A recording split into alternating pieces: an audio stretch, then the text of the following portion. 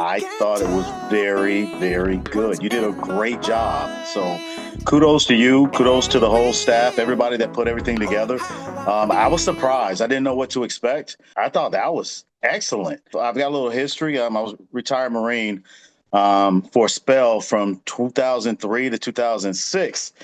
I worked up in Chicago. There's a training base up there, naval training base. One of my collateral duties was to work as a hospital liaison for the Great Lakes Naval Hospital up there. And what I did is anybody who was in transit in the Midwest, if anything happened to them that sent them to the hospital, they had to work through me.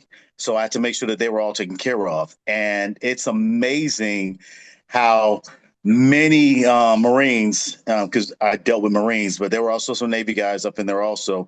How many Marines where it's when they come home, when they're away from the duty station, and a lot of times they were in transit from one duty station to another, but they were at their homes, they're around their regular people, their mother. These are young Marines also. They're around their mothers, their fathers, their sisters, and their brothers. And that's when everything really starts to sink in. Because we have a tendency when we're in the fight, we're in the fight.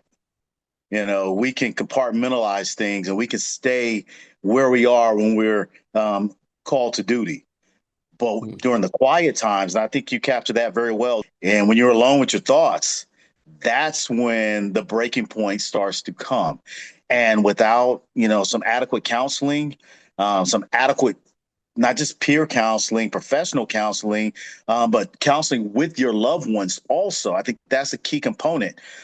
Being able for the loved ones to know how to deal with the traumas that their loved ones, their military member put up with when they were on the battlefield.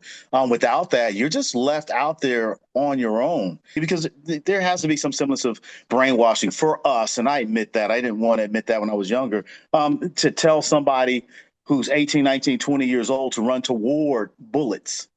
That's tough. So there has to be some sense of mental hijacking that goes on.